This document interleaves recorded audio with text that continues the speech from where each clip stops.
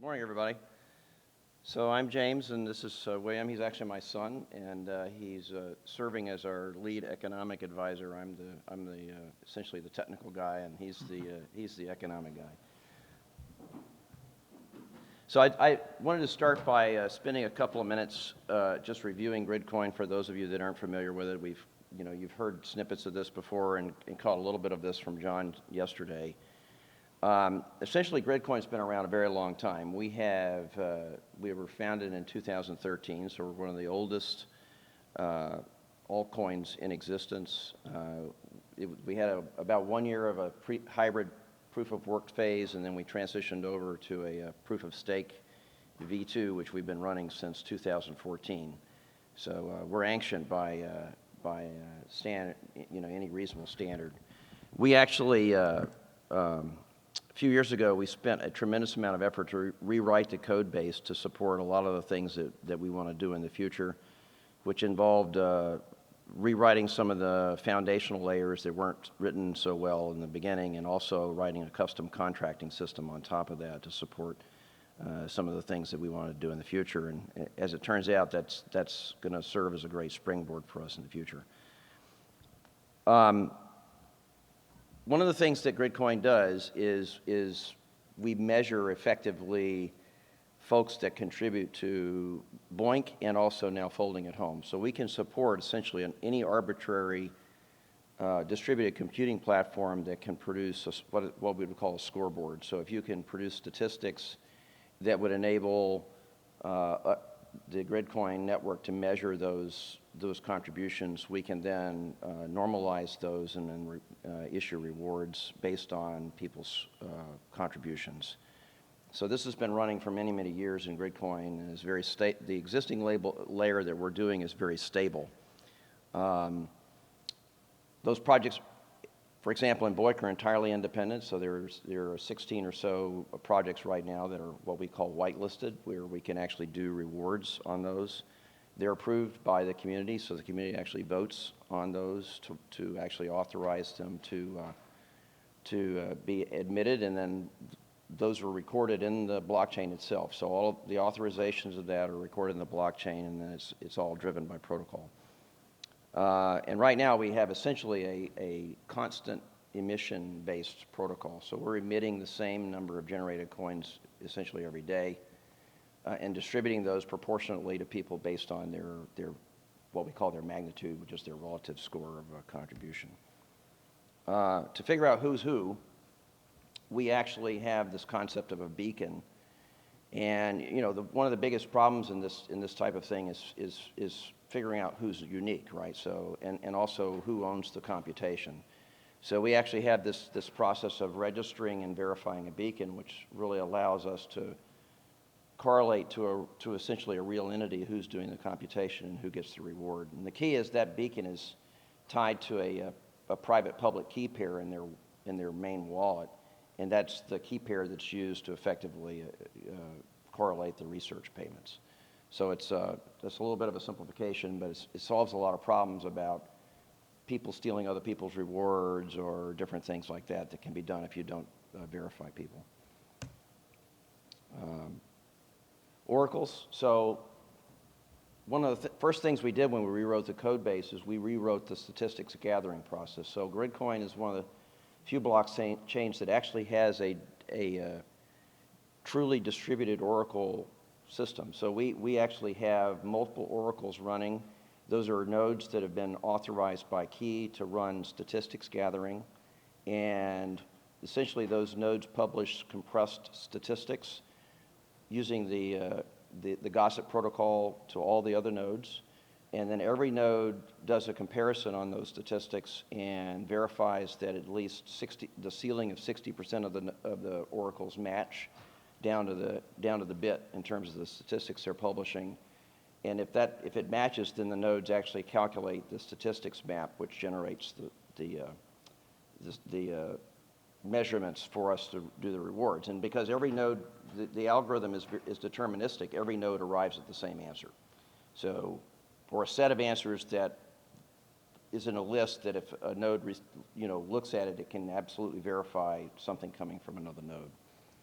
So it's a big advance because one of the biggest issues with the Oracle system is if you only have one Oracle and the Oracle is a bad actor, you've got a big problem. So the idea of having multiple Oracles correlating essentially makes the Oracles transparent from a trust issue, right? The only remaining issue would be collusion among the Oracles to violate the transparency issue.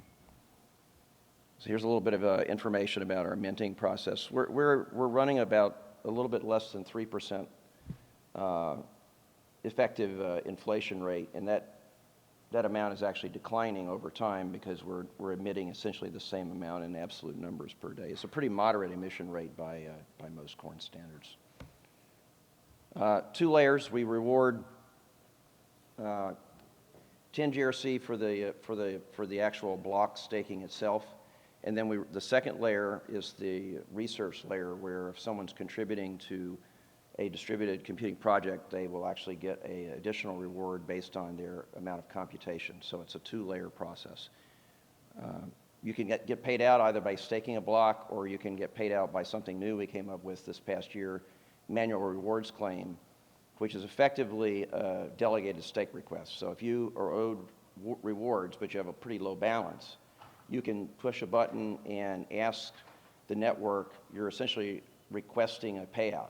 And the next staker will receive that contract, verify that everything is okay, verify that you signed it with your beacon, and then as part of their stake, they will pay that reward out as part of the staking process, and it comes right back to you. So that was a big advance because we had a big problem with people joining because they would have to buy in and invest quite a bit of GRC to actually start staking and getting their rewards. So this really lowered the barrier to entry a lot. A little bit about magnitude. Again, this is a relative scoring system. Because the first research layer in Gridcoin supports multiple projects, and each project really comes up with their own credits. And so the credits for project A really don't correspond to the credits for project B or C. And so, you have an apple-orange pear problem. And so the way we solved it was we essentially took a magnitude pool, which is 115,000, that's historical.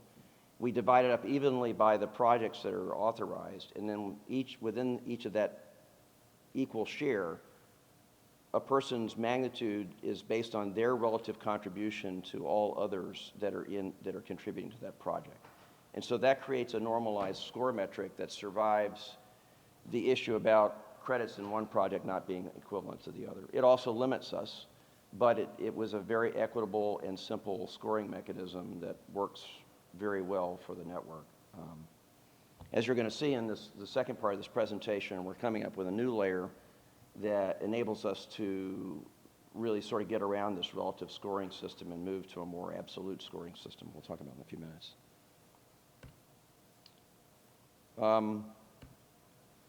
I think the other thing about this is just really the notion of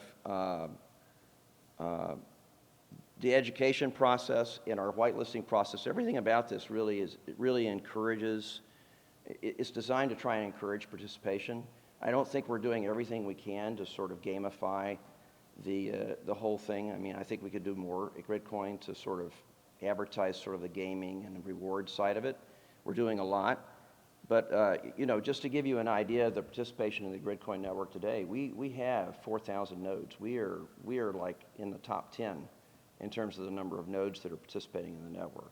It's quite a bit larger than many other altcoins that are out there. And I think a lot of that just has to do with the sort of the volunteer and altruistic nature of Gridcoin, right? I mean, people are contributing because they want to contribute to useful computations. They don't want to, as one of the speakers yesterday said, they don't want to contribute to just useless hashing that's going nowhere. So even if Gridcoin's not going to get them to make a profit today, we're still getting a lot of contributions just simply because of that sort of altruistic aspect to it. So yes, you get a little bit of a subsistence from the Gridcoin payment, but that mixed with the idea of really driving for science really encourages participation. So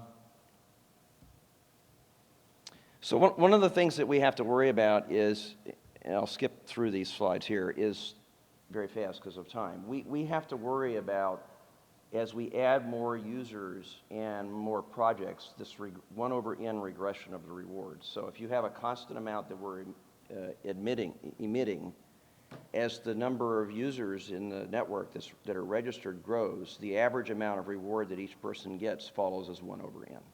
And so effectively, we are right now, because of the way we're rewarding, we're self-limiting in the sense that eventually that reaches the point where people are not being rewarded enough to encourage further participation, right? And as more people join, the people that are already here get lower and lower share of the rewards. So given that, and we don't want to inflate our way out of the problem, in other words, we don't want to just boost the emission rate to solve it, we realized that we really needed to solve a closed-loop economic problem. We needed the ability, rather than just generating coins, we need the ability to allow, effectively, we're calling the benefactors, third parties to come in and actually inject GRC into the, let's call it the pool that we're going to pay out people. So the idea is to create another layer that's going to be not emitted coins, but instead coins that are bought and locked up via contract, and then we're going to pay those out to the people that are crunching. That's going to be on top of the existing layer, so it's not going to replace the current layer. It's going to be another layer on top. And with that, I'll turn it over to Will. Yeah, so let's start talking about the benefactor contracts. Benefactor contracts, as you just heard, were formed with two main goals: connecting the price of Gridcoin to its real-world utility, so like how it can help contribute to scientific research, and also offering a way for any benefactor to incentivize whatever distributed computing power they want for a designated project. In terms of what or who a benefactor is any entity that desires to contribute some amount of GRC in exchange for distributed computing power. So it could be a university, it could be an individual, it could be a cruncher. As long as they have GRC that they can lock up in a contract, they would be able to form a contract as a benefactor.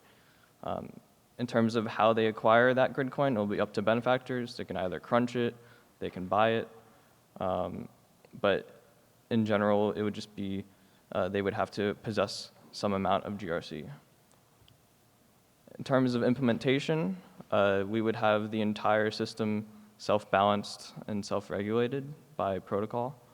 So you get certain inputs from each party that allows it to self-balance. So you get like total input fiat currency, you get number of benefactors, number of unstaked coins that comes from stakers, generation rate that comes from protocol. So the entire system has some sort of influence from each party.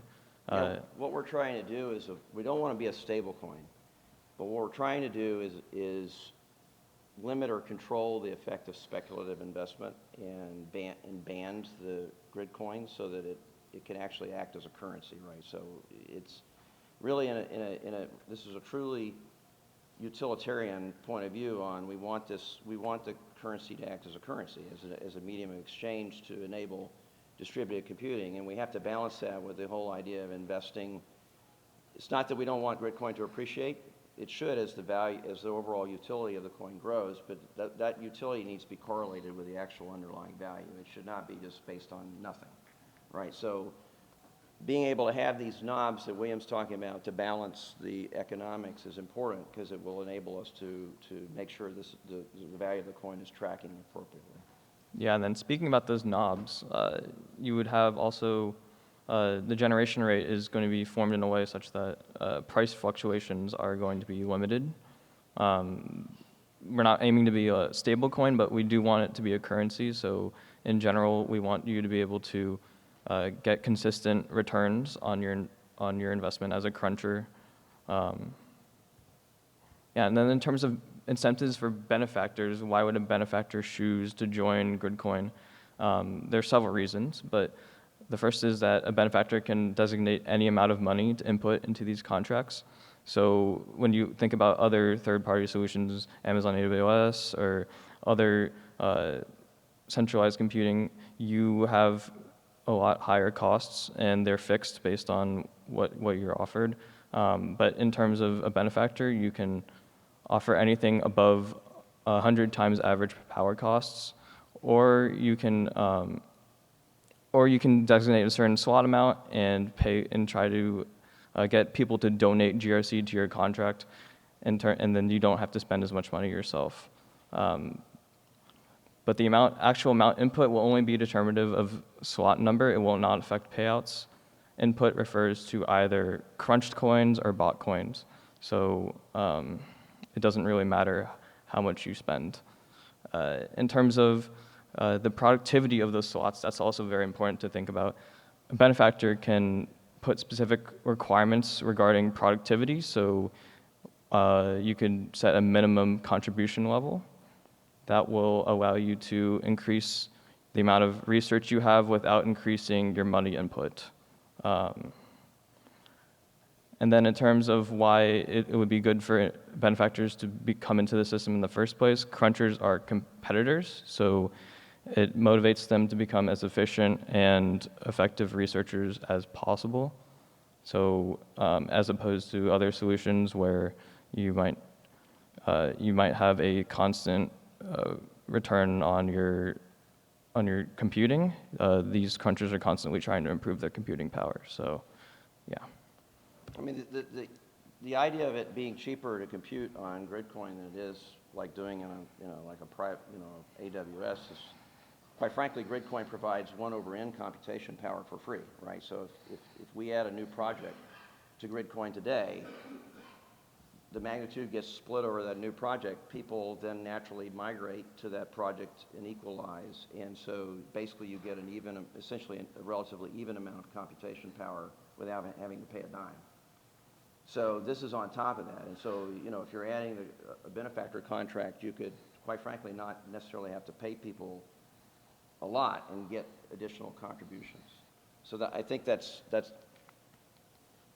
very powerful. Yeah, and then let's start talking about some requirements that you would have to have as a project in order for a benefactor to support you. Of course, as is distributed computing, it would have to be a highly scalable problem that lends itself to parallel computing. The projects must satisfy all normal whitelisting requirements, which I'll go over in the next slide.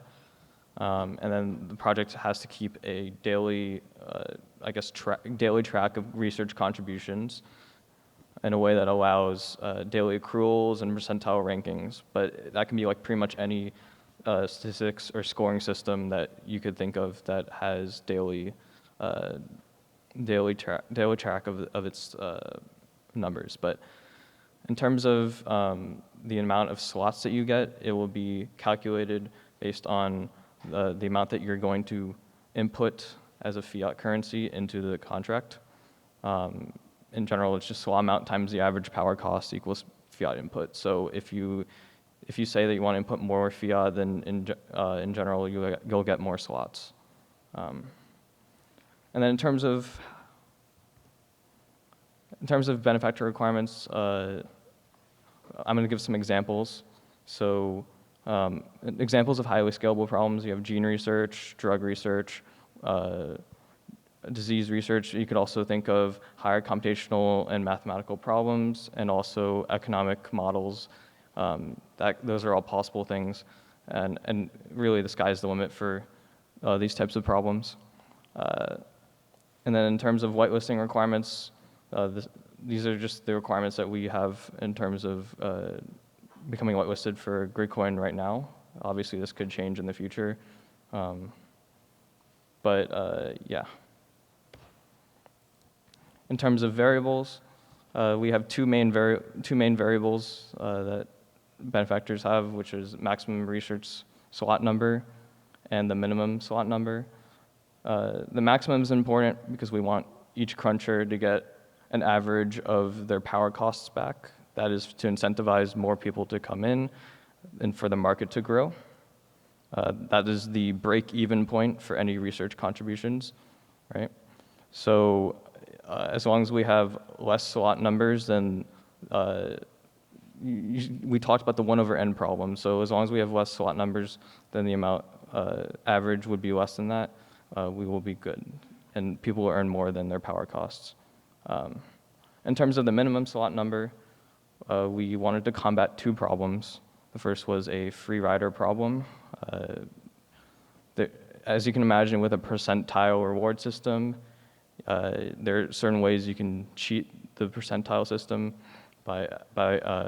through a collective activity. So we wanted to combat that by making it hard and difficult for 100 people it's already hard and difficult for 100 people to work together. In terms, the 100 is somewhat arbitrary, but we figured that using that as a minimum threshold would pretty much eliminate like total collusion over 100 people. And then obviously there's also the concern about cheated data. So if you're requiring 100 people to be part of a contract, if you're trying to cheat data as a single person, you would have to have 100 different CPIDs. One other comment too that's not on the slide, we really are highly favored towards using a concept of RAC, which comes out of BOINC, which is an exponentially damped average. So rather than using raw scores, we feel that while RAC sort of takes a long time to ramp up and ramp down, it also mitigates possible cheating issues because most cheaters do what I call the hit and run syndrome, right? So they come in, try and get a quick hit and then leave. And so an exponentially damped average over a 7-day half-life, which is what RAC uses, essentially nullifies the sort of quick hit and run, right? You've got to actually cheat for a while to get the score to respond in an appropriate way. So I think that our view is we would continue to use an exponentially damped scoring system on top of the raw scores that any scoreboard generated to compute the rewards, which smooths out fluctuations and it also eliminates a lot of corner cases for cheating. Yeah. So now let's talk about crunchers and why you would want to crunch for Gridcoin. Of course, the first reason, which I think is the best out of all reasons, is that you're actually contributing some utility to society. I just listed some of the projects that we have whitelisted currently, but these are all things that are currently still running. TN Grid, Gene Research, SciDoc is drug research, et cetera, et cetera. And these can all be expanded, of course. In terms of the price, we talked about it being fluctuation bounded and having real utility. I think that's important to mention for crunchers because most coins are not connected to real utility, they're more speculative. So that means as a cruncher, for those coins, you're more reliant on the price rising, but for this currency, it'll be treated like an exchange currency. So you are essentially not worried about variance. You're more receiving a return on your investment, a guaranteed return on your investment for your power, and your most consistent expensive cost for a cruncher is power. So yeah. Generally, crunching will also be an active competition. So that means that as a cruncher, you would also be, if you have a competitive sense of nature, you'll be competing with other people for your income. So that's also very useful, and it's a passive source of income where you're getting a sustainable and exchange currency that connects researchers and projects. So I think also it deserves to be said that Gridcoin has an advantage in the sense that it's been around a long time. So we have a lot of existing contributors that are already part of the network that I think can be motivated to contribute more. And I think that will also help us spread the word as we build the second layer to bring in even more people. So we can use the existing network as a springboard to grow rather than essentially starting from scratch, right? So if you're building something brand new, it's not just about building the technical aspect of it, it's about also creating the ecosystem and the human side of it that makes the network what it is, right? And that is, I would say, is one of Gridcoin's greatest strengths is our user base and our community is pretty vibrant for a coin that's community funded effectively. Yeah, so let's talk about some cruncher earnings. What is the goal of being a cruncher and what are you trying to earn? As a cruncher, you're trying to cover both your power costs and a fixed sunk cost of building a machine. I guess in terms of economics, you can split this into a variable cost and a fixed cost or a barrier to entry. But in terms of utility, the actual payouts will function in a certain way. The payouts are percentile-based accruals, so the average user earns back his power costs A lacking cruncher earns less, and a productive cruncher earns more. In terms of how they will function, it will be an accrual system, so you will accrue a payment, and then when you stake, you get that payment, and accruals will continue until the contract is completely drained. Yeah, and in terms of how we're going to do this locking up of GRC, what we've decided to do in our contracting system is when the benefactor contributes the GRC into the contract, we're actually going to burn the GRC. So the idea is that sort of provides the ultimate security because you can't spend coins that are burned. So when you burn the GRC are going to be created into a network protocol credit number. So that's maintained by the network itself. And then the network executes rules that drain away those essentially credit GRC to actually pay out to people. The payout is when it's staked, those coins are effectively reminted. So what happens is they become real GRC again when they're actually minted and paid to the researchers. So that guarantees that they only go to the people that they're supposed to go to.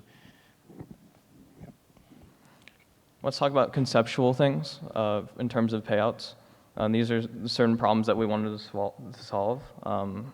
So first off, let's talk about some economic problems of common payout systems. Well, I guess the most common problem you see is a free rider problem, which is if you have a minimum payment amount, you de-incentivize people from actually contributing because they can just get payouts from doing nothing. That's what we want. That's one of the problems we wanted to solve. Another problem is a public good problem. So if you have something that's a public good, everyone is better off waiting for someone else to contribute. And that's another problem that we want to solve.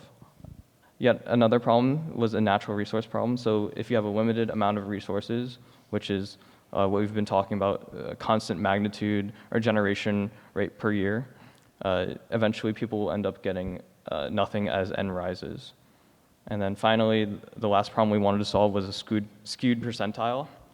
How do you solve that and make sure that that the average cruncher and above get paid at least as much as power cost, and then I mean maybe you let the average less than average get paid less.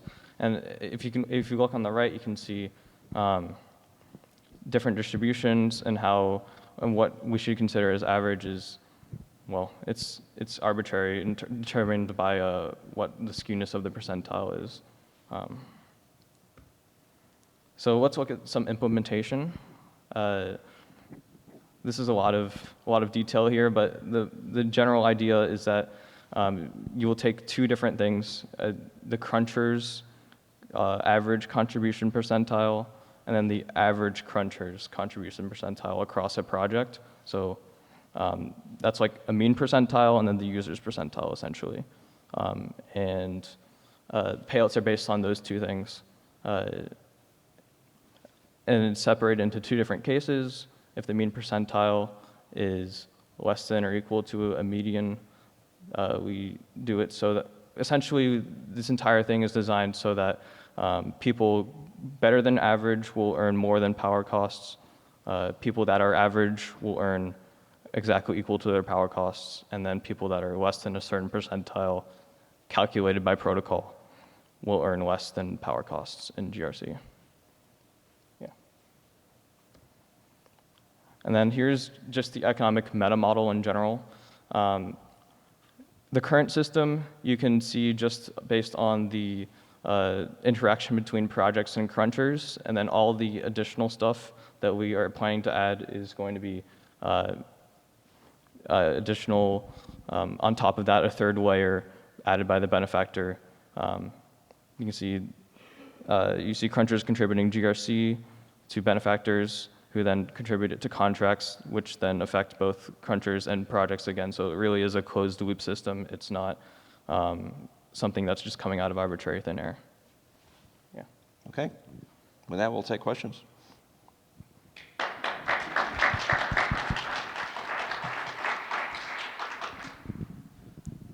Any questions? A little biased, but huge fan of diagrams with lines. So this sounds like a new financial tool to be used in distributed computing. And I'm just curious with these benefactor contracts, if there's anything that can be done within the contract that can additionally benefit the benefactor. So can we accrue interest on the GRC we lock in the contract? Can we do really interesting financial stuff that exists in the traditional system with this stuff? I think it gives us a lot of flexibility. I mean, just what we've talked about so far is really sort of the main ideas. But as we build the benefactor contracts, there are a number of things that we could put in there. We've also talked about the ability to take a portion of what's injected into the contract and pay, say, the foundation fund or to spur future development. So effectively, we could also hook this into the treasury system, which is another idea that we've talked about as a community, to help this thing become essentially help the thing propagate, right? So, because at the end of the day, you got to pay for all this development work and everything else. And, right now it's sort of, people's volunteer work and angel funding, but eventually we would like to see this become essentially to a degree, a self-supporting community, right? So I think we're going to end up having to take a fraction of that injected GRC and loop that back to the foundation effectively to allow some development. So I think there are a lot of different things that we should be doing, and quite frankly, we'll be discussing that as a community to figure out exactly what features we want to put in the benefactor contracts. Looking forward to it. Yeah, I actually just want to add something real quick. Another thing to think about is why would a benefactor become a benefactor in the first place? And I think if you're an interested party in a project, maybe you'll just do it out of goodwill. But if you're just like some random third party, why would you want to be a benefactor? And I think part of that is we can incentivize them to become it by giving them a portion of the GRC that's actually input. Because like as a benefactor, you're just exchanging two currencies. You're not actually getting anything out of it as a benefactor. But if you get a portion of the GRC back as a guaranteed profit, like you would actually want to contribute. Interesting. Yeah. Any other questions?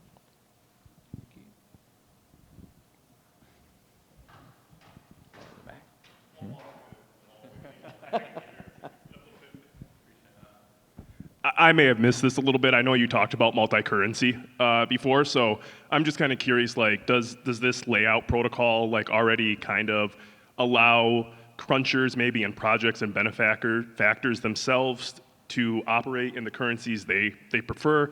The problem statement, I guess, that I'm, within my network, to get the most crunchers, I need to offer the currency that they prefer within really their ecosystem, and I care less about the project's currency, but I would accept it for payment. And I'm just kind of curious, in your mathematics, how you kind of even that out with the underlying token that may exist in the network. I haven't decided if we're ditching a native token at all, or if we would try to index against that. So I think the mathematics, we've solved the problem. We haven't solved it practically, meaning that actually setting up the marketplace to do that for real is a whole nother ball of wax, right? So, I mean, it's one thing to write the math out, and William wrote it out in terms of looking at dollars. You could probably also, you can apply the same thing for exchange of other types of currencies. So right now it's cast in terms of fiat.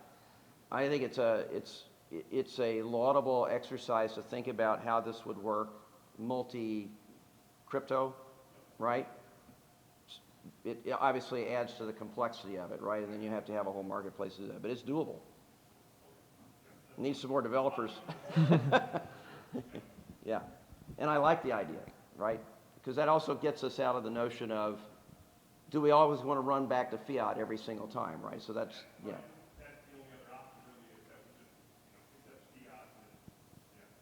Because, look, the big picture is we're in this weird transition period in crypto, right?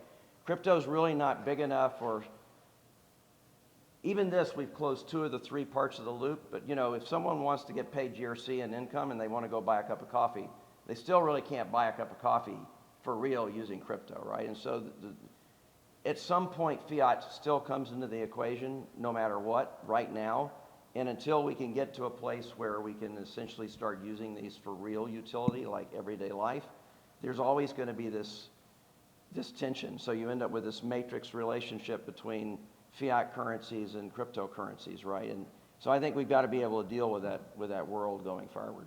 Absolutely, 100%. Thank you very much, both. Thank you. Appreciate it.